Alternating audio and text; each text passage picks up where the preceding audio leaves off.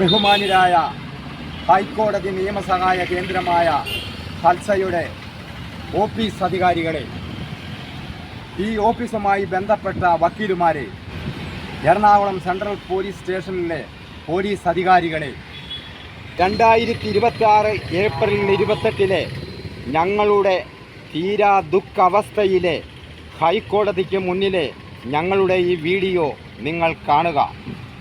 പ്രായമായ മരിക്കാനായി കിടക്കുന്ന എൻ്റെ അമ്മയെ കാണാനും പരിചരിക്കാനുമുള്ള അവകാശങ്ങൾ നിഷേധിച്ചവരും അതിന് കൂട്ടുനിൽക്കുന്ന പോലീസ് അധികാരികളും ആരൊക്കെയാണെന്ന് ബഹുമാനപ്പെട്ട ജഡ്ജിയെ ബോധ്യപ്പെടുത്തി അമ്മയെ ഞങ്ങൾക്ക് കാണാനും പരിചരിക്കാനുമുള്ള കോടതി ഉത്തരവ് ഉടനടി കിട്ടുന്നതിനു വേണ്ടിയാണ് 2026 മാർച്ച് 10 ഹൈക്കോടതി ഹൽസയുടെ ഓഫീസിൽ ഞങ്ങൾ വന്നപ്പോൾ നിങ്ങൾ ഞങ്ങളോട് കാട്ടിയ കൊടും ക്രൂരതയെക്കുറിച്ച് 2026 ഏപ്രിൽ 26 വിവിധ വിഷയങ്ങളടങ്ങിയ ഒരു വീഡിയോ സ്നേഹാലയ സ്വാമിനാഥൻ യൂട്യൂബ് ചാനലിലോ സ്നേഹാലയ വേൾഡ് ഫാമിലി ഫേസ്ബുക്ക് യൂട്യൂബിലോ നിങ്ങൾ കാണുക.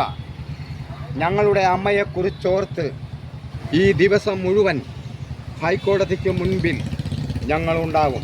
കാരണം എന്താണെന്ന് നിങ്ങളും ഹൈക്കോടതി ന്യായാധിപരും ലോകമാനവ സമൂഹവും അറിഞ്ഞിരിക്കേണ്ടതായ ഒരു തീരാ ദുഃഖ വീഡിയോ ആണിത്.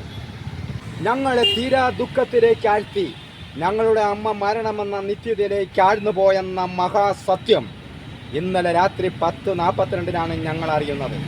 ഞങ്ങളുടെ അമ്മയെ കാണാനും പരിചരിക്കാനുമുള്ള ഞങ്ങളുടെ അവസാനത്തെ പ്രതീക്ഷയും തകർത്തെറിഞ്ഞ് ഹൽസയുടെ ഓഫീസ് അധികാരികളെ, എറണാകുളം സെൻട്രൽ പോലീസ് സ്റ്റേഷനിലെ പോലീസ് അധികാരികളെ, മാനവ നന്മയ്ക്കായി ഞാൻ വാങ്ങിയ 7 സെൻറ് സ്ഥലവും അമ്മയെ ഉൾപ്പെടുത്തിക്കൊണ്ടുള്ള വീഡിയോ ഇപ്രകാരമാണ്. ബഹുമാന്യരായ പുത്തൻകുരിശ് DYSP, കൂത്താട്ടുകുളം CI, 2026 ഫെബ്രുവരി 8 ഞങ്ങളുടെ ഈ വീഡിയോ കണ്ട് ഇതിൽ പറഞ്ഞിരിക്കുന്ന ഒരു പ്രധാന കാര്യത്തിൽ ഉടനടി നടപടിയെടുക്കണമെന്ന് വളരെ താഴ്മയോടെ ഞങ്ങൾ അപേക്ഷിക്കുകയാണ്.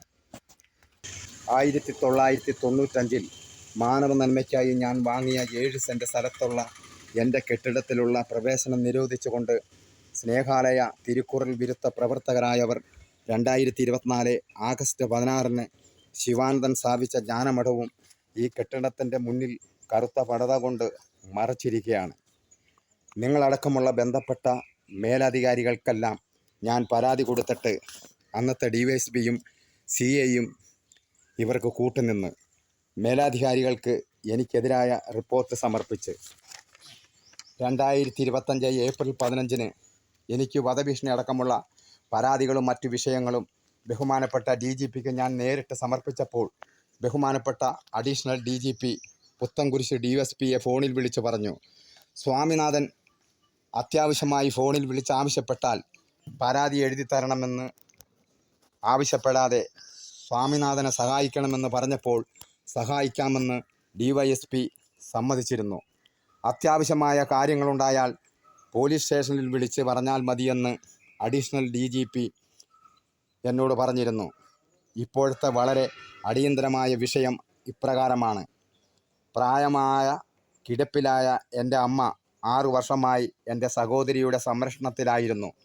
സഹോദരിയുടെ വീട് പൊളിച്ചു പണിയുന്നതിനാൽ അമ്മയെ ഇന്നലെ വൈകുന്നേരം ഈ കെട്ടിടത്തിൽ കൊണ്ടുവന്ന് കിടത്തിയിട്ട് സഹോദരി എൻ്റെ ഫോണിലേക്ക് വിളിച്ച് അമ്മയെ ഇവിടെ കൊണ്ടുവന്ന് കിടത്തിയിട്ടുണ്ടെന്ന് പറഞ്ഞു. വല്യമ്മച്ചിയെ ഞങ്ങൾക്ക് കാണണം. എത്രയും വേഗം ഈ പടുത അഴിച്ചു മാറ്റിയേ പറ്റൂ. ഈ പടുത കെട്ടിയവരെ കൊണ്ട് എത്രയും വേഗം അഴിച്ചു മാറ്റിക്കണമെന്ന് വീണ്ടും താഴ്മയോടെ ഞങ്ങൾ അപേക്ഷിക്കുകയാണ്. നിയമസഹായ വേദിയും ഗവൺമെൻറ് വക്കീലും ഞങ്ങളെ കൈവിട്ടപ്പോൾ വിവിധ വിഷയങ്ങളടങ്ങിയ ഞങ്ങളുടെ പരാതികൾ ന്യായാധിപരിലേക്ക് എത്തി ഞങ്ങൾക്ക് നീതി ലഭിക്കുന്നതിനായി ഞങ്ങൾ ഹൈക്കോടതി സമരത്തിലാണ്. ഒന്നുകിൽ നീതി, അതല്ലെങ്കിൽ ഹൈക്കോടതിക്ക് മുന്നിലുള്ള എൻ്റെ മരണം എന്ന ഉറച്ച തീരുമാനത്തോടെ ഞങ്ങൾ ശക്തമായി മുന്നോട്ട് പ്രവർത്തിക്കുകയാണ്. പ്രപഞ്ചം നിറഞ്ഞ സ്നേഹത്തോടെ സ്നേഹാലയ സ്വാമിനാഥൻ. ഇതുപോലൊരവസ്ഥ ഈ ലോകത്തും മറ്റാർക്കും ഉണ്ടാകരുതെന്നും മാത്രമേ ഞങ്ങൾക്കിനി പറയാനുള്ളൂ. നീതിക്ക് വേണ്ടിയുള്ള ഞങ്ങളുടെ സമരയാത്ര തുടരും. ജനാധിപത്യ മൂല്യങ്ങളടങ്ങിയ നമ്മുടെ ഇന്ത്യൻ ഭരണഘടനയിലെ നീതിന്യായ വ്യവസ്ഥയ്ക്ക് ഒരു പുൽക്കൊടിയുടെ വില പോലും കൽപ്പിക്കാത്ത നിങ്ങളെ ഏത് ഗണത്തിലാണ് ഉൾപ്പെടുത്തേണ്ടതെന്ന് ലോകമാനവ സമൂഹം തന്നെ തീരുമാനിക്കട്ടെ.